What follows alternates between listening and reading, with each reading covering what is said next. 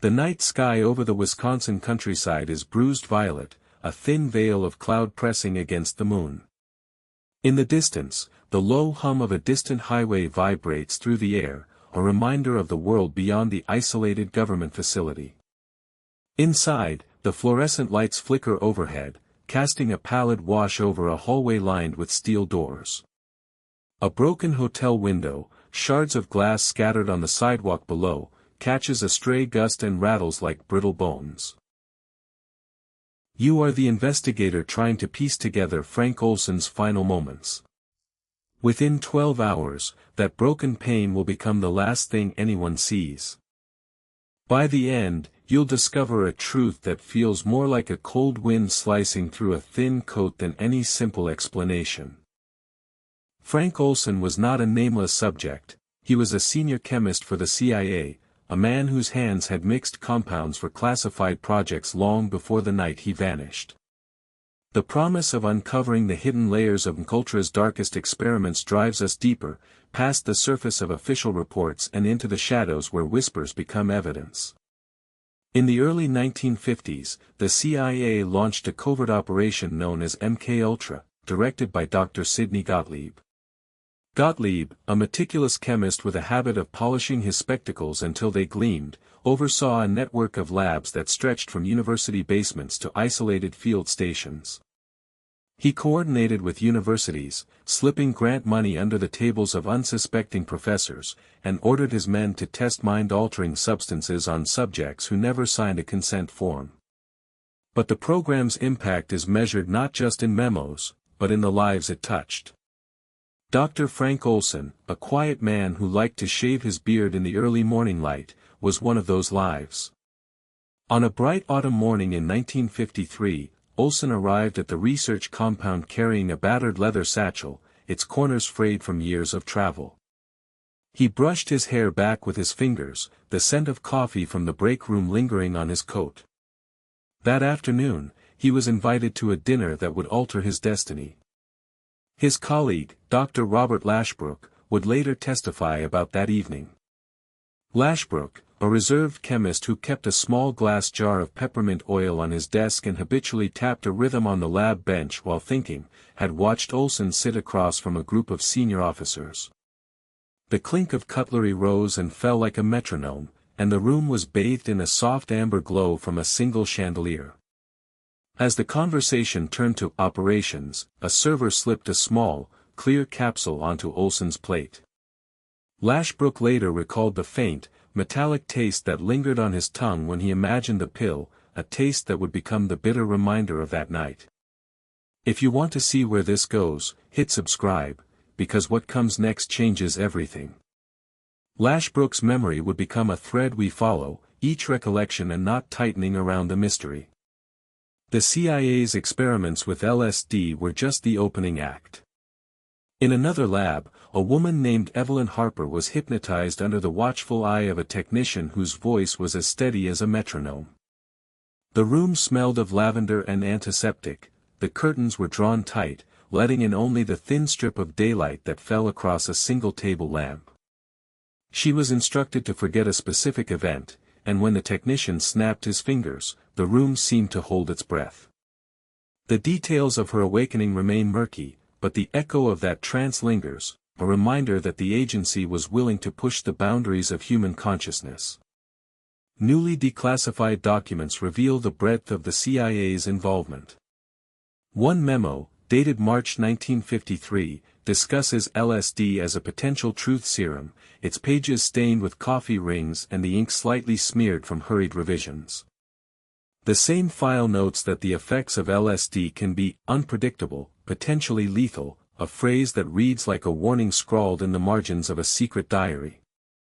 The agency's own acknowledgement of these risks adds weight to the growing suspicion that the program was anything but a cautious scientific inquiry.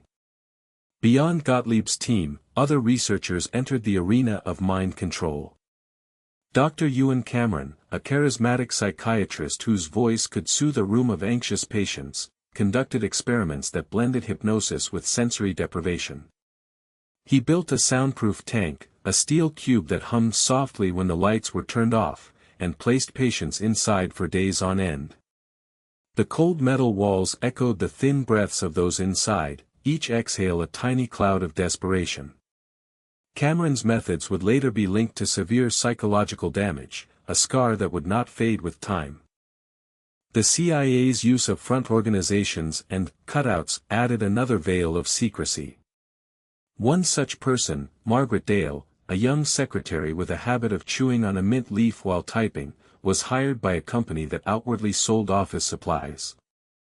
Unaware of the true purpose, she kept the office's phone lines open for client calls, often hearing faint static and the occasional rustle of papers that seemed out of place. Margaret would later recall odd late-night meetings, the clatter of typewriters mixing with the low murmur of voices speaking in code, a reminder that ordinary workers could be unwittingly drawn into a clandestine web. Everything shifts when we realize that MKUltra was not an isolated experiment but part of a grander strategy of espionage and psychological warfare. The CIA's use of LSD and hypnosis was only one facet of a larger program designed to manipulate human behavior, a program that still guards many of its techniques in classified folders. The question that remains is, what other methods lie behind those sealed doors? The truth about MKUltra is more unsettling than any straightforward narrative. The CIA's experiments with LSD and hypnosis are merely the tip of an iceberg that stretches far below the surface. The real question is, what else were they concealing? The agency's documents admit that LSD's effects can be unpredictable, potentially deadly. Yet the stories of those who were given the drug without consent, like Frank Olson, paint a portrait of systematic violation. Olson's death, officially ruled a suicide, still bears the stain of unanswered questions. He was found on the edge of a lake, his body half submerged, the cold water lapping at his shoulders, a thin film of frost covering the surface. No one saw the moments leading up to his fall, but the scent of his cologne mixed with the metallic tang of the lake's waters, a lingering reminder of the night's final tableau. This tragedy is a stark reminder of a deeper problem, the ethics of government-sponsored research and the limits of human experimentation. Some argue the program was a desperate attempt to understand the human mind in a world threatened by Soviet advances. Declassified files reveal the CIA's fear of Soviet mind control projects, a pressure that drove them to push further, faster. Yet the scale of MKUltra, hundreds of experiments, thousands of unwitting participants, raises doubts about any noble intent. As we sift through the evidence, a disturbing pattern emerges. Many subjects were never informed of the risks, some were forced to partake under the guise of patriotism. Olson's case is a poignant reminder of this human cost.